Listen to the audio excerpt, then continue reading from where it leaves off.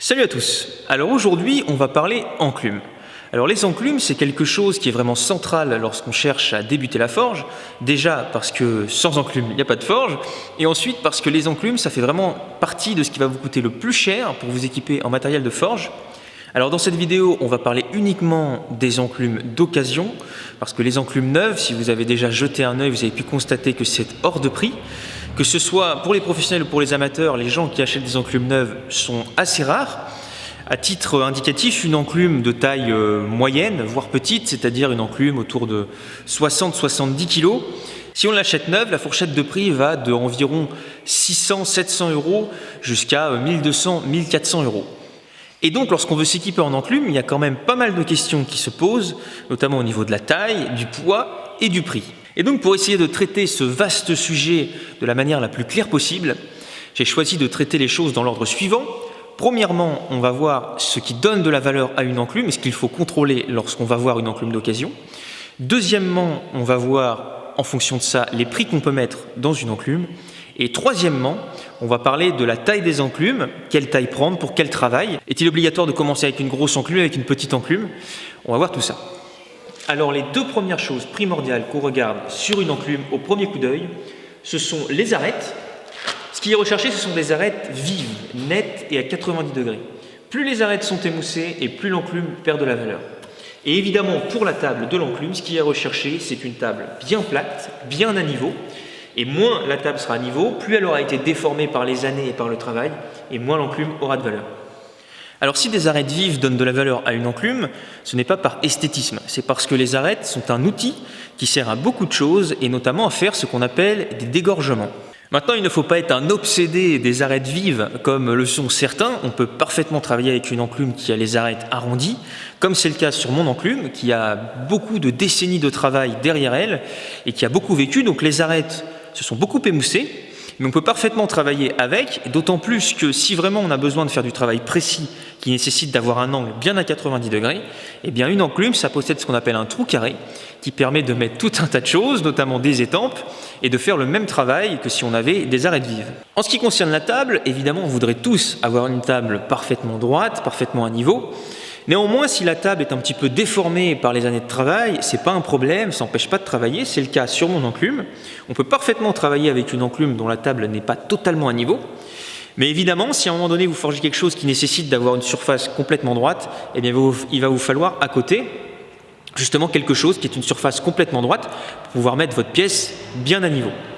Une fois que vous avez jeté un œil à la table et aux arêtes, il va falloir vérifier que l'enclume n'a pas de fissure. Et pour ça, il va falloir à un moment donné retourner l'enclume pour regarder dessous s'il n'y a pas de fissure cachée. Enfin, dernier point, une enclume de qualité est en acier trempé, ce qui implique deux choses. Premièrement, elle doit chanter, et deuxièmement, elle doit avoir du rebond.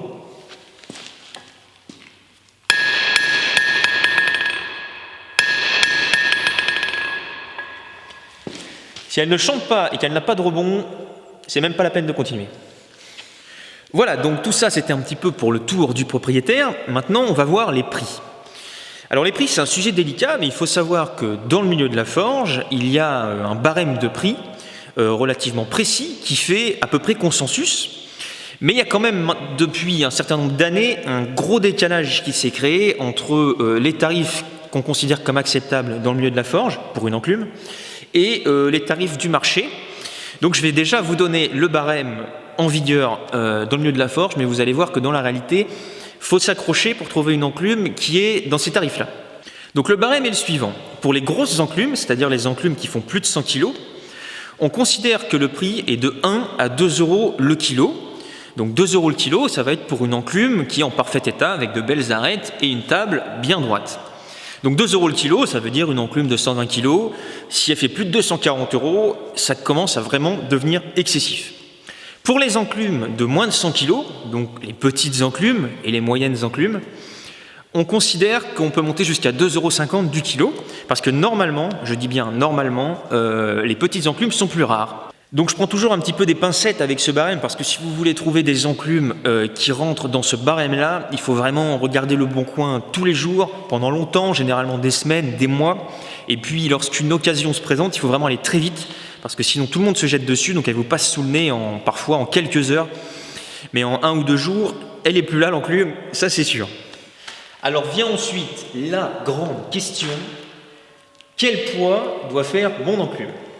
Alors là, vaste sujet, que je ne trancherai pas à moi tout seul. En plus, je n'ai pas suffisamment d'expérience pour parler de tous les types de forges, parce que c'est évidemment ça le sujet, c'est qu'est-ce que vous allez forger. Alors déjà, moi je n'ai jamais forgé sur des petites enclumes, j'ai toujours forgé sur des enclumes de plus de 100 kg. Mon enclume ici fait 142 kg. Maintenant, si vous arrivez sur cette vidéo, il y a de fortes chances que ce qui vous intéresse, ce soit la coutellerie. Pour la coutellerie, une grosse enclume n'est pas nécessaire. On peut parfaitement faire de la coutellerie avec des enclumes de 50 kg. Maintenant, qu'est-ce qu'on entend par coutellerie? Est-ce que vous allez forger des couteaux ou des petites lames de pliant ou des petites lames de couteaux en plat de semelle, mais voilà, des petits couteaux qui font 15 cm? Ou est-ce que, par exemple,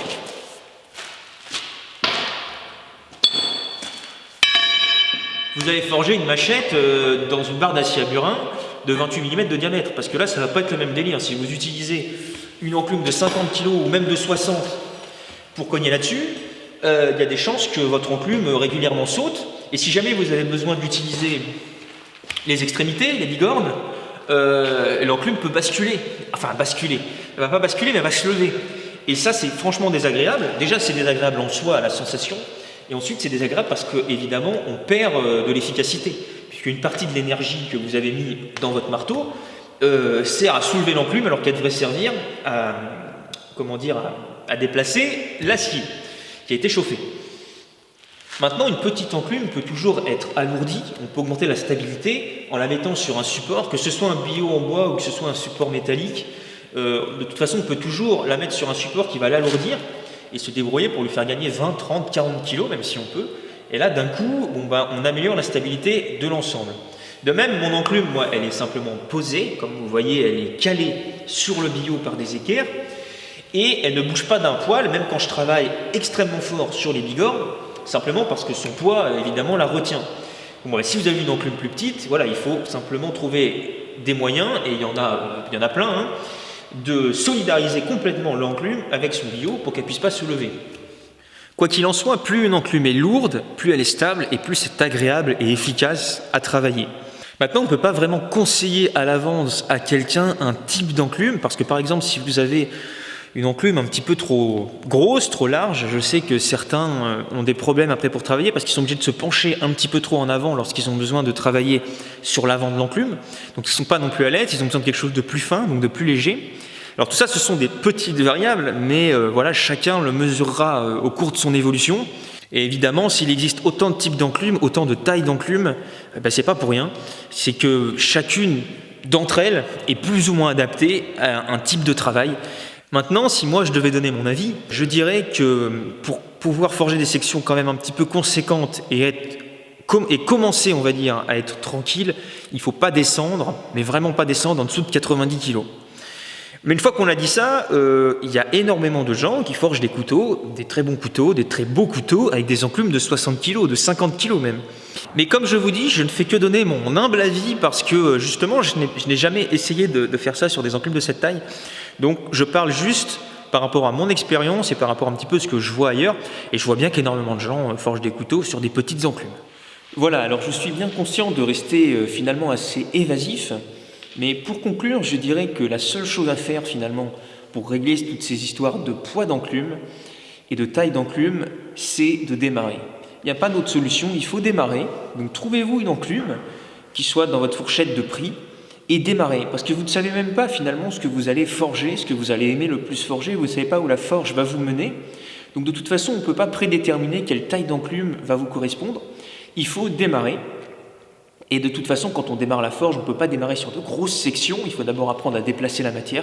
Ce n'est pas quelque chose d'aisé. Donc on va démarrer plutôt de toute façon sur des petites sections de métal, sections rondes, sections carrées, peu importe.